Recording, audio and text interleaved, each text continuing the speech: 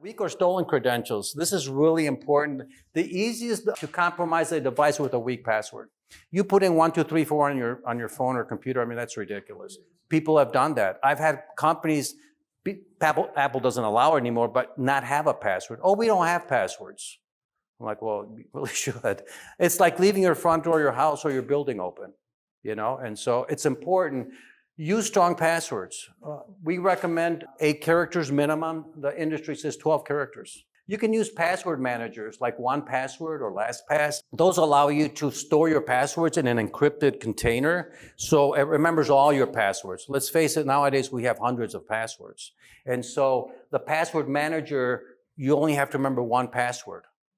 And it'll log you into all your websites. So your bank or whatever you're doing. Apple has Apple Password. It's built into the operating system and it's free. The other ones you have to pay for.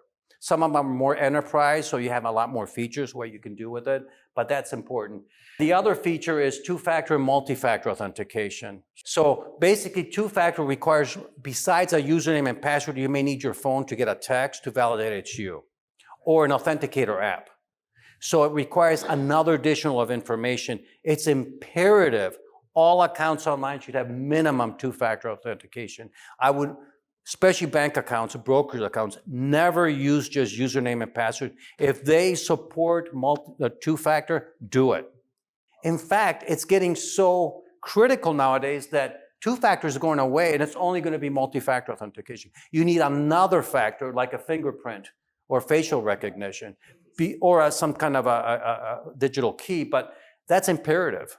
And I think we're going to be moving to multi-factor, and I'm fine with that because it protects all of us.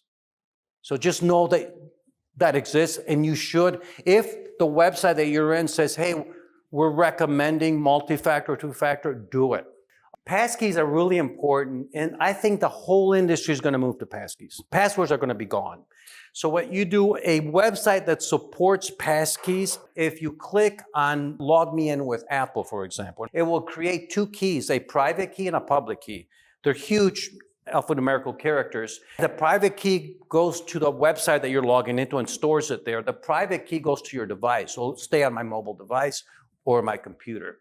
So the next time I log in, the 2 keys have to communicate with each other and say, oh yeah, there's a mathematical equation, and they talk to each other, now you're authenticated.